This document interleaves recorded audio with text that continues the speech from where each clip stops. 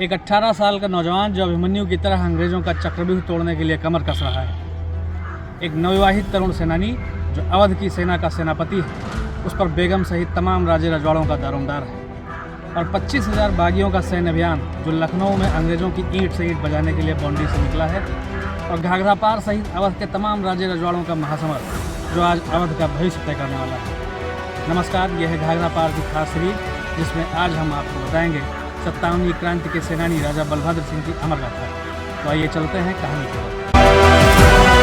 पहले एपिसोड में आपने देखा कि महादेवा कॉन्फ्रेंस में बनाई गई योजना के अनुसार गोंडा के राजा देवीबख्श सिंह व उनके सहयोगियों ने छावनी, अमोढ़ा, बेलवा और बर्डपुर से लेकर बांसी तक चौतरफा हमले की।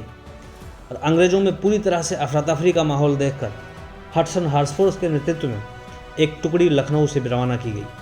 साथ ही लखनऊ जा रही गोरखा रेजिमेंट की 9,000 टुकड़ी को इसी क्षेत्र में विद्रोह को दबाने के लिए मोड़ दिया गया। राजा देवीबख्श सिंह के मोर्चे की प्रारंभिक सफलता से उत्साहित बौंडी महल में लखनऊ पर हमले की रूपरेखा बनी। 13 जून 1858 को लखनऊ पर हमले की तारीख पहले से ही तय थी।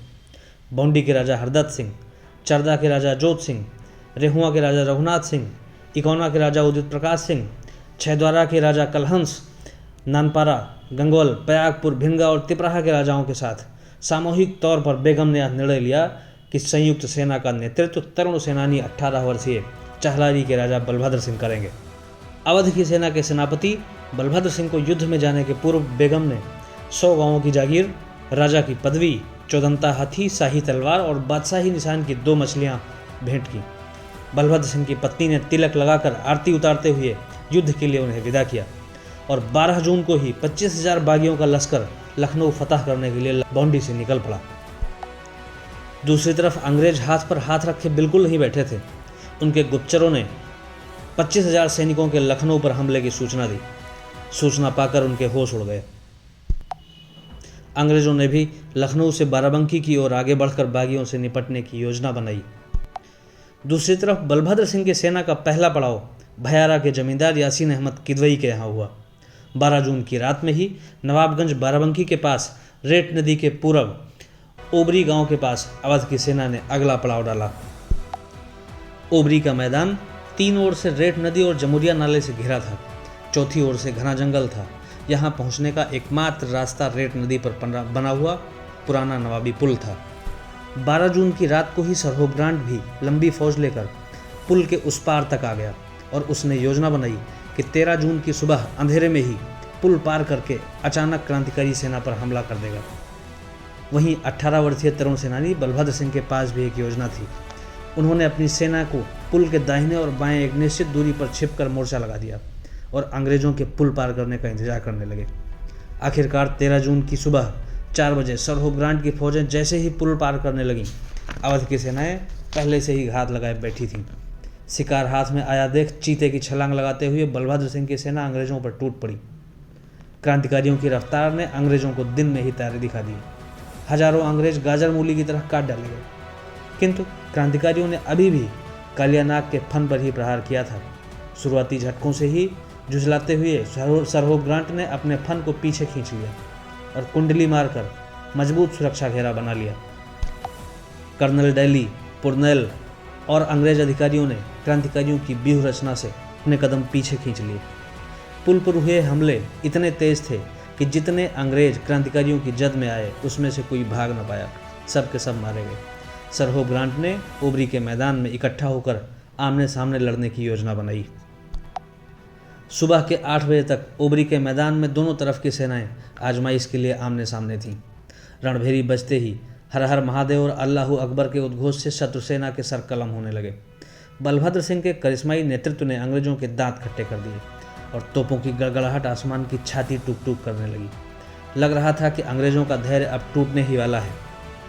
सरहोब ग्रांट के सहयोगियों ने उसे पीछे हटने की सलाह दी, लेकिन वह नहीं माना।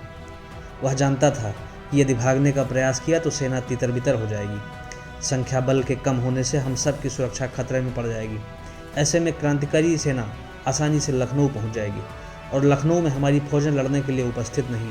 ऐसे में लखनऊ पर इनका कब्जा हो जाएगा और फिर हम दोबारा लखनऊ वापस नहीं ले पाएंगे। सरहोब ग्रांट के शैतानी बुद्धिबल को एक योजना दिखी। उसने अपनी सेना के अग्रिम पंक्ति के मध्य भाग को पीछे हटते हुए देखा। इसी भाग पर बलभद्र सिंह और उनके 600 साथी भयंकर मार काट कर सीने पर चढ़े आ रहे थे। सर हो ग्रांट ने उसी भाग में हल्की सुस्ती दिखाकर आत्मघाती फैसला लिया और उन्हें भीतर आने का आमंत्रण दिया। बलभद्र सिंह के साथ उनके विश्वसनीय 600 साथी अंग्रेजी सेना के बीच घुसते चले गए। तभी हो ग्रांट ने अपनी सेना में संचार भरते हुए इन सैनिकों से अतिरिक्त सेना का संपर्क काट दिया। अंग्रेजों की सभी टुकड़ियां अपनी पूरी ताकत से सेनापति बलभद्र सिंह व उनके साथियों को घेरने में लग गईं। सर हो ग्रांट की यह चाल आखिर सफल रही। बलभद्र सिंह के सैनिकों के अतिरिक्त उत्साहवश शत्रु सेना के भीतर घुस जाने से क्रांतिकारी सेना से उनका तार कट गया, किंतु बलभद्र सिंह हाथी के हौदे पर बैठे बंदूक से लगातार फायर कर रहे थे। इसी बीच बलभद्र सिंह के हाथी पर तोप का गोला लगा और वह उलट गया और फिर संभल ना सका। हौदे से गिरते ही बलभद्र सिंह ने तलवार थाम ली और घोड़े पर सवार होकर शत्रु सेना पर टूट पड़े। बलभद्र सिंह के हाथी से गिर जाने पर वे क्रांतिकारी सेना को अब नहीं दिख रहे थे। क्रांतिकारी सेना नेतृत्वविहीन हो गई और उनकी व्यूह रचना बिगड़ने लगी। अभिमन्यु की तरह 18 वर्षीय बलभद्र सिंह अब चक्रव्यूह में फंस गए। उनके 600 साथी चारों ओर से घिरे जरूर थे, किंतु बड़ी बहादुरी से लड़ रहे थे। बलभद्र सिंह ने न जाने कितने अंग्रेजों की नरबली अवध की आज़ादी को भेंट की, पर वाह रे दुर्भाग्य, नियति को कुछ और ही मंजूर था। नियति ने हमेशा ही हिंदुस्तान की निर्णायक लड़ाइयों में देश के दुश्मनों का साथ दिया है। पानीपत की लड़ाई हो या प्लासी की, हम हमेशा जीतने की स्थिति में थे, पर नियति ने हमारी किस्मत में शायद गुलामी लिख दी थी। फिर भी हमने अपनी पहचान नहीं छोड़ी। हम में से कुछ लोगों ने ही परिणाम की परवाह किए बगैर नियत को बदलने का प्रयास किया, जिसके क्रम में आज बलभद्र सिंह की बारी थी। हजारों सैनिकों से घिरे बलभद्र सिंह और उनके साथी आखिरी सांस तक लड़ते रहे। खून से लथपथ घंटों से चल रहे युद्ध में सेनापति शिथिल पड़ते दिख रहे थे। तभी एक अंग्रेज अधिकारी की तलवार ने उनके सर को धड़ से अलग कर दिया। उनका सर जमीन में गिरने के बाद शत्रु सेना ने उनकी धड़ को बिना सर के ही तलवार भांजते देखा। कुछ देर हवा में तलवार चलाते हुए तरुण सेनानी बलभद्र सिंह धरती की माँ की गोद में सो गए।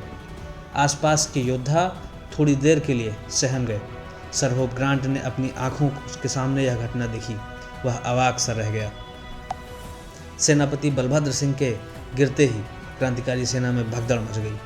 तितर बितर होकर किसी तरह लोगों ने अपनी जानें बचाई। होप ग्रांट बलभद्र सिंह के इस अनुपम शौर्य को देखकर इतना अवाक था कि उसने अपनी सेना को भागते हुए क्रांतिकारियों का पीछा करने तक का आदेश नहीं दिया। बलभद्र सिंह के शहीद होते ही लड़ाई समाप्त हो गई और इस वीर अभिमन्यु की शहादत का दर्द उस दिन प्रकृति भी नहीं झेल पाई। ओबरी के मैदान में बिना मौसम ही उस दिन क्रांतिकारियों के शव पर आसमान छाती पीट कर रोया। और इस तरह से लखनऊ पर कब्जे की नीयत से हुआ हमारा सैनिक प्रयास असफल रहा। ओबरी की हार ने बागियों की कमर तोड़ दी। क्रांतिकारियों के खेमे में निराशा भरने लगी। बेगम इतनी निराश हुई कि बॉन्डी से निकलकर नेपाल के राजा के यहाँ शरण लेने की सोचने लगी। पर राजा देवीबख्श सिंह व उनके सहयोगियों की अगुवाई में फिर से संगठन खड़ा करने की बातें होने लगी, जिसे हम आपको बताएंगे अगले एपिसोड में। देखते रहिए घाघरा पार।